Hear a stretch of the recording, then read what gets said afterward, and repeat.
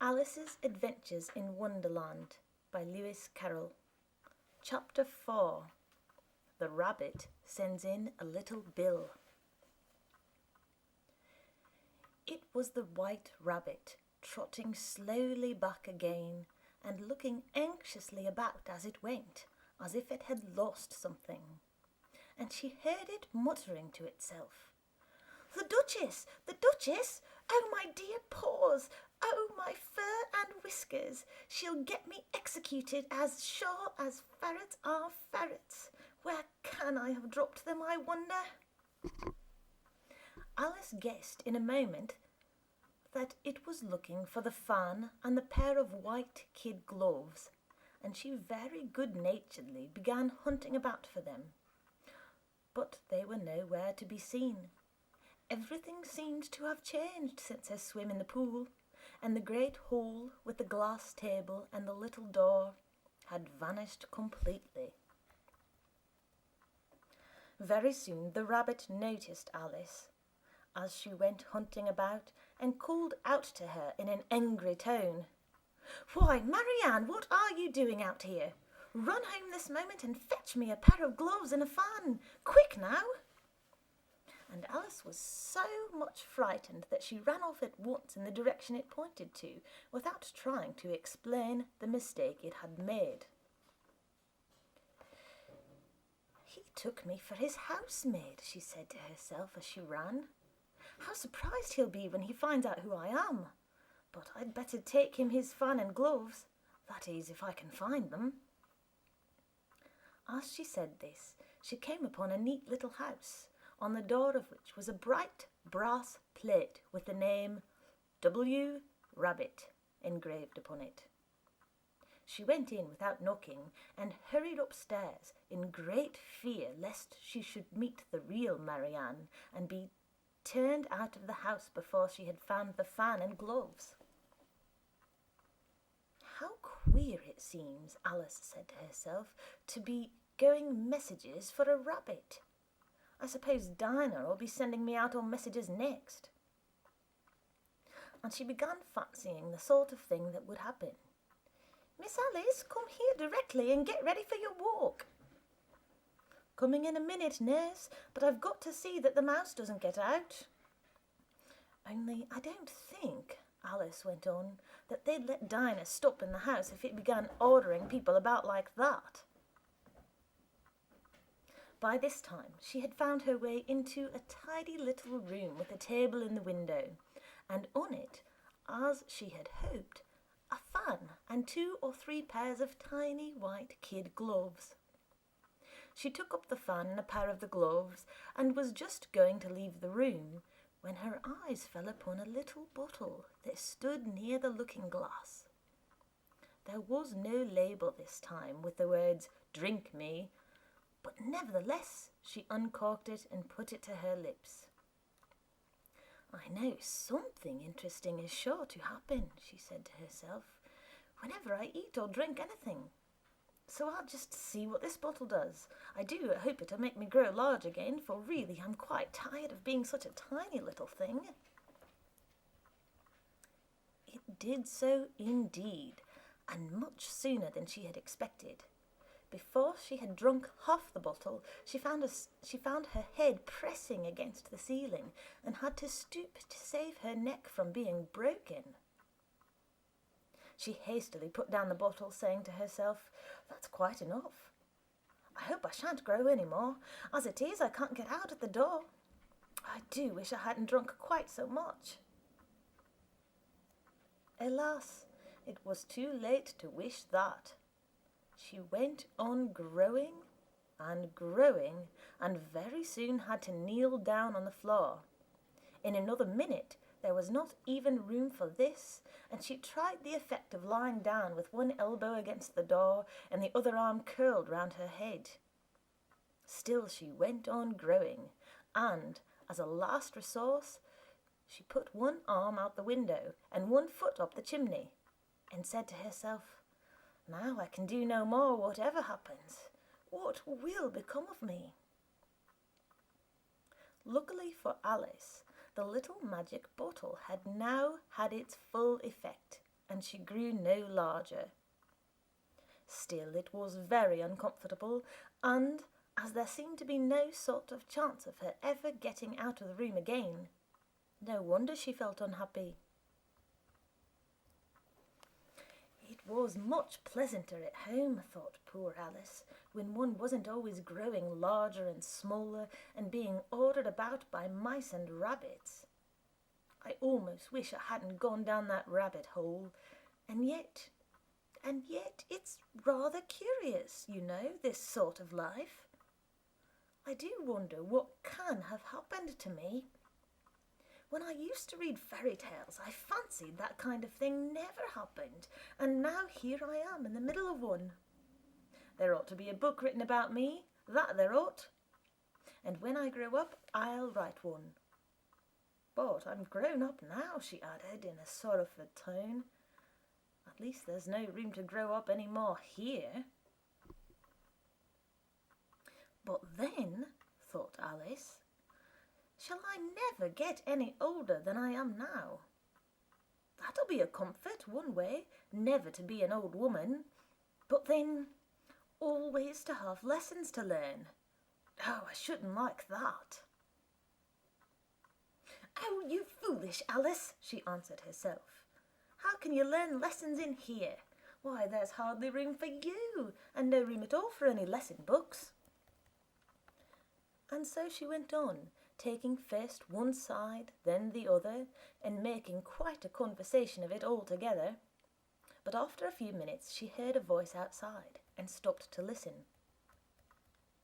"Marianne, Marianne," said the voice, "fetch me my gloves this moment." Then came a little pattering of feet on the stairs.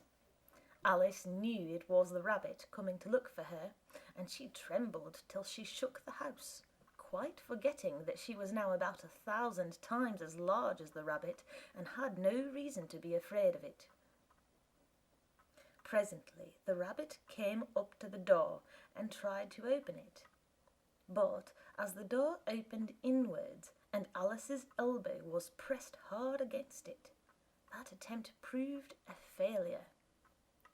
Alice heard it say to itself, "Then I'll go round and get in at the window." That you won't, thought Alice, and after waiting till she fancied she heard the rabbit just under the window, she suddenly spread out her hand and made a snatch in the air. She did not get hold of anything, but she heard a little shriek and a fall and a crash of broken glass, from which she concluded that it was just possible it had fallen into a cucumber frame or something of the sort. Next came an angry voice, the rabbit's. "Pat! Pat, where are you?" And then a voice she had never heard before. "Sure then, I'm here, digging for apples, your honour." "Digging for apples, indeed," said the rabbit angrily. "Here, come and help me out of this." Sounds of more broken glass. "Now tell me, Pat, what's that in the window?" "Sure, it's an arm, your honour." He pronounced it arm. "An arm, you goose! Who ever saw one that size? Why, it fills the whole window." "Sure it does, your honour, but it's an arm for all that." "Well, it's got no business there at any rate. Go and take it away." There was a long silence after this, and Alice could only hear whispers now and then, such as, "Sure, I don't like it, your honour, at all, at all." "Do as I tell you, you coward." And at last she spread out her hand again and made another snatch in the air. This time there were 2 little shrieks and more sounds of broken glass. What a number of cucumber frames there must be, thought Alice. I wonder what they'll do next. As for pulling me out of the window, I only wish they could. I'm sure I don't want to stay in here any longer. She waited for some time without hearing anything more. At last came a rumbling of little cartwheels and the sound of a good many voices all talking together. She made out the words, Where's the other ladder? Why, I hadn't thought to bring but one. Bill's got the other. Bill, fetch it here, lad. Here, put 'em up at the corner. No, tie 'em together first. They don't reach half high enough yet. Oh, they'll do well enough. Don't be particular. Here, Bill, catch hold of this rope. Will the roof break? Mind that loose slat. Oh, it's coming down. Heads below. A loud crash. Now, who did that? It was Bill, I fancy. Who's to go down the chimney? Nay, I shan't. You do it. That I won't, then. Bill's to go down. Here, Bill. The master says you're to go down the chimney. Oh, so Bill's got to come down the chimney, has he? Said Alice to herself. Shy, they seem to put everything upon Bill. I wouldn't be in Bill's place for a good deal. This fireplace is narrow, to be sure, but I think I can kick a little. She drew her foot as far down the chimney as she could and waited till she heard a little animal. She couldn't guess of what sort it was, scratching and scrambling about in the chimney close above her. Then, saying to herself, "This is Bill," she gave one sharp kick and waited to see what would happen next. The first thing she heard was a general chorus of, "There goes Bill!" Then the rabbit's voice along, "Catch him, you by the hedge!" Then silence, and then another confusion of voices. "Hold up his head! Brandy now, don't choke him! How was it, old fella? What happened to you? Tell us all about it!" Last came a little, feeble, squeaking voice. "That's Bill," thought Alice. "Well, I hardly know no more, thank you. I'm better now, but I'm a deal too flustered to tell you. All I know is something comes at me like a jack-in-the-box, and up I goes like a skyrocket." "So you did, old fella," said the others. "We must burn the house down," said the rabbit's voice, and Alice called out as loud as she could, "If you do, I'll set Dinah at you." There was a deadly silence instantly, and Alice thought to herself, "I wonder what they will do next. If they had any sense, they'd take the roof off." After a minute or two, they began moving about again, and Alice heard the rabbit say, "A barrowful will do, to begin with." A barrowful of what? Thought Alice. But she had not long to doubt, for the next moment a shower of little pebbles came rattling in at the window, and some of them hit her in the face. "I'll put a stop to this," she said to herself, and shouted out, "You'd better not do that again," which produced another dead silence. Alice noted with some surprise that the pebbles were all turning into little cakes as they lay on the floor, and a bright idea came into her head. "If I eat one of these cakes," she thought, "it's sure to make some change in my size, and as it can't possibly make me larger, it must make me smaller, I suppose." So she swallowed one of the cakes and was delighted to find that she began shrinking directly. As soon as she was small enough to get through the door, she ran out of the house and found quite a crowd of little animals and birds waiting outside.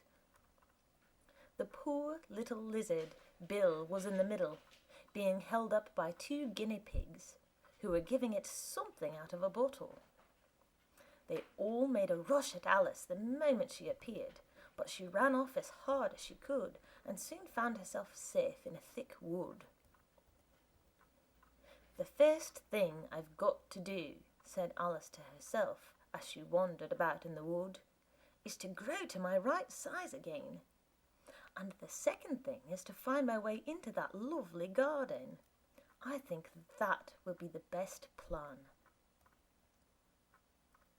It sounded an excellent plan, no doubt, and very neatly and simply arranged.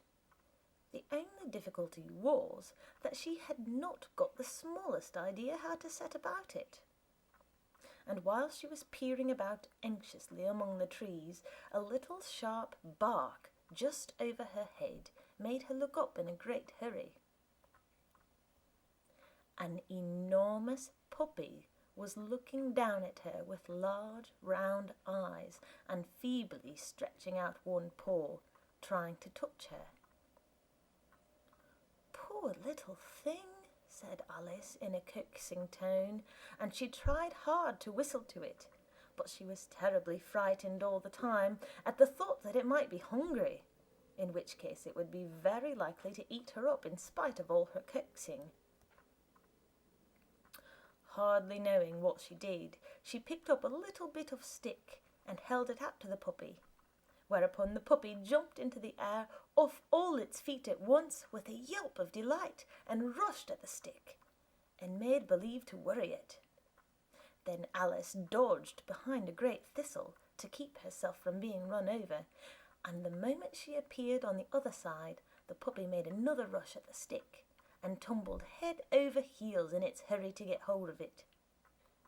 Then Alice, thinking it was very like having a game of play with a cart horse, and expecting every moment to be trampled under its feet, ran round the thistle again. Then the puppy began a series of short charges at the stick, running a very little way forwards each time and a long way back, and barking hoarsely all the while, till at last it sat down a good way off, panting, with its tongue hanging out of his mouth and its great eyes half shut. This seemed to Alice a good opportunity for making her escape, so she set off at once and ran till she was quite tired and out of breath, and till the puppy's bark sounded quite faint in the distance. "And yet what a dear little puppy it was," said Alice, as she leant against a buttercup to rest herself and fanned herself with one of the leaves. "I should have liked teaching it tricks very much if I'd only been the right size to do it. Oh dear, I'd nearly forgotten that I've got to grow up again. Let me see, how is this to be managed? I suppose I ought to eat or drink something or other, but the great question is, what?" The great question certainly was, what? Alice looked all round her at the flowers and the blades of grass, but she did not see anything that looked like the right thing to eat or drink under the circumstances. There was a large mushroom growing near her, about the same height as herself, and when she had looked under it, and on both sides of it, and behind it, it occurred to her that she might as well look and see what was on top of it. She stretched herself up on tiptoe and peeped over the edge of the mushroom, and her eyes immediately met those of a large caterpillar that was sitting on the top with its arms folded, quietly smoking a long hookah and taking not the smallest notice of her or of anything else. End of chapter 4.